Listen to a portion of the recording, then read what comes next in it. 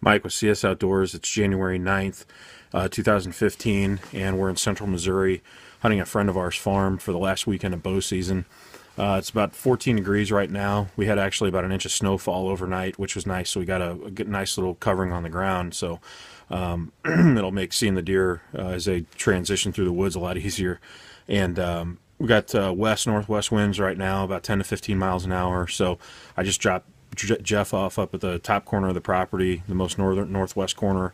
He's walking the fence line down, so all of his scent's blowing onto the neighbors, and he's going to set up over a known bedding area where we definitely know the deer are. I have bedded in the past, in the winter, so he's going to go set up over top of that, try to catch them transition over into the neighbor's bean field before they get out there. So he's got the perfect wind for it.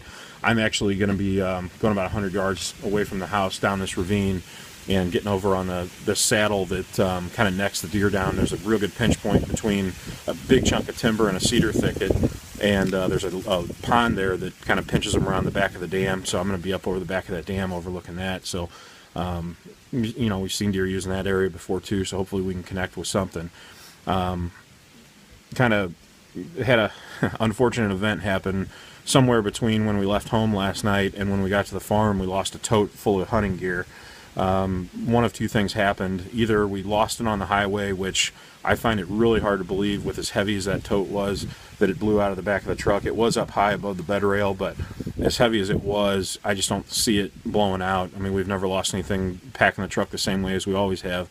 What we're really kind of starting to believe is we did stop for gas before we left, and we did both go inside, leave the truck unattended, which, that's a fault on our end, but we parked right in front of the door, ran in and grabbed a bag of ice and a couple of drinks, and we're really starting to believe that it probably got lifted there in the parking lot of the gas station. So I'm making a phone call when we get back here to the local police department back home and see if they can maybe pull the surveillance tape from the gas station and hopefully maybe get a suspect, or if they can at least see if anybody was near or in the back of the truck.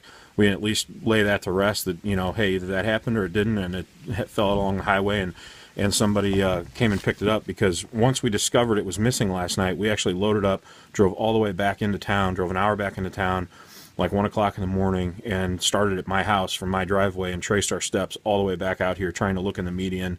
It's dark, but we had the headlights going and trying to see if we could see anything in the headlights of where there was wreckage or anything of where that tote fallen. If it would have hit the highway, it would have broke apart. But I had about $1,500 worth of gear just from what we know off the top of our head was in there. I mean, camera arms, trail cameras. I mean, there's a lot of stuff in there. So it's unfortunate.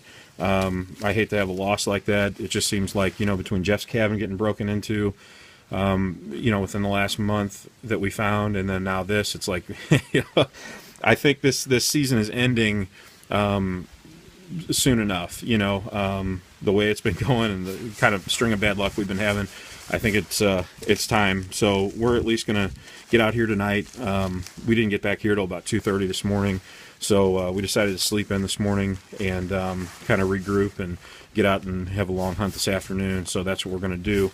And, there's nothing we can do to change things now. We're just going to get in here and hunt, try to harvest something here in the next couple of days, before we have to close this chapter on the book. So anyway, sorry it was long-winded, but just wanted to give you an update of what's been going on, what we're wrangling with right now. So I'm going to go get in the woods and hopefully maybe connect with something tonight. So we'll bring you an update once we get back and see how the evening wrapped up.